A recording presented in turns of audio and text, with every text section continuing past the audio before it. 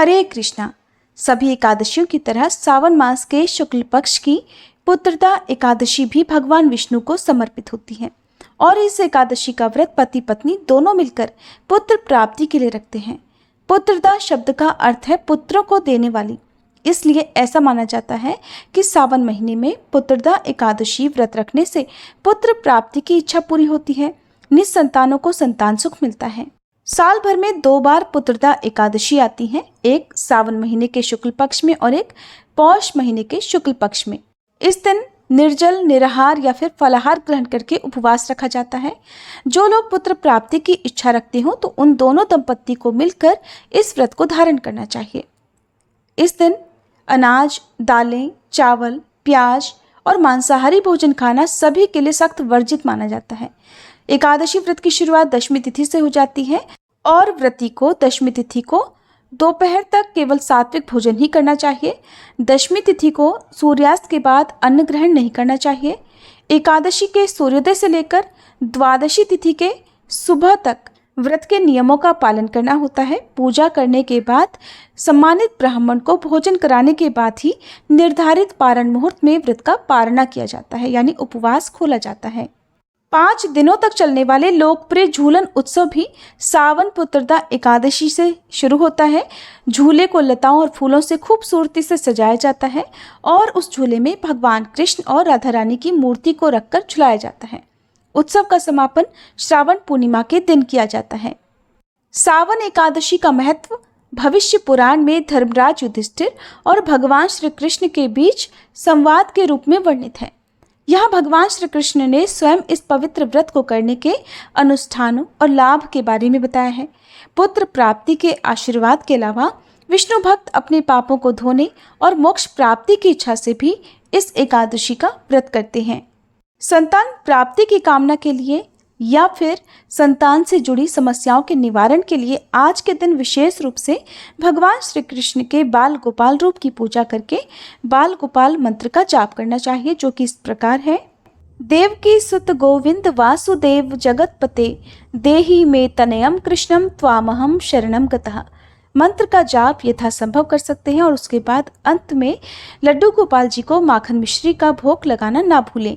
भोग लगाते समय इस बात का भी विशेष ध्यान रखें कि भोग में तुलसी पत्र जरूर होने चाहिए और नियमों के अनुसार एकादशी के दिन तुलसी पत्र नहीं तोड़े जाते हैं, इसलिए दशमी तिथि को स्नान आदि से निवृत्त होने के बाद तुलसी पत्र जरूर तोड़कर रख लें और तुलसी पत्र तोड़ते समय इन मंत्रों का जाप करें। ओम सुभद्राय नमः, ओम सुप्रभाय नमः और मातस तुलसी गोविंद हृदयानंद कारिणी नारायणस्य पूजार्थम चिनोमी त्वाम नमोस्तुते। सुभद्रा और सुप्रभा तुलसी माता के ही नाम है। इनके अलावा आप ओम श्री तुलसी नमः मंत्र का भी जाप कर सकते हैं।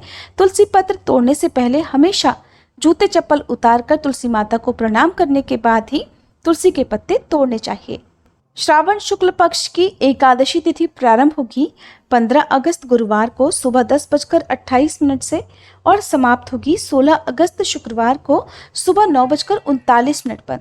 क्योंकि इस बार एकादशी की तिथि 2 दिन रहेगी, गुरुवार और शुक्रवार को, लेकिन जो एकादशी गुरुवार के दिन पड़ेगी वो दशमी तिथि मिली हुई एकादशी होगी और शास्त्रों में ऐसा वर्णन मिलता है कि जब दशमी तिथि मिली हुई एकादशी हो तो उस तिथि को छोड़कर अगले दिन जिसमें द्वादशी तिथि भी हो उस दिन उपवास रखना सभी के लिए शुभ होता है, चाहे गृहस्थ जन हो या वैष्णव जन हो। इसलिए इस बार 16 अगस्त शुक्रवार के दिन ही पुत्रदा एकादशी का व्रत रखा जाएगा।